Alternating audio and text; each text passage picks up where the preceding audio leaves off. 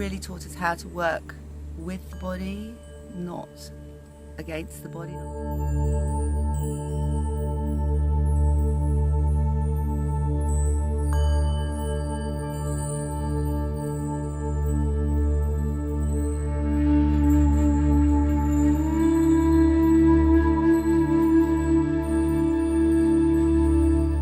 It is my home from home. It's a true paradise, I find. It's been the most restorative, delicious experience I've had for a long time. Weather and the food and the massage and the face. Place and this whole experience, it impassions me.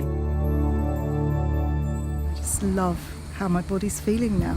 The yoga is smooth. The yoga is in such a easy, relaxing way. It's like dancing and music. Somebody that maybe doesn't practice yoga regularly, I think, to not be frightened of coming on a yoga retreat, especially one with you, Julia.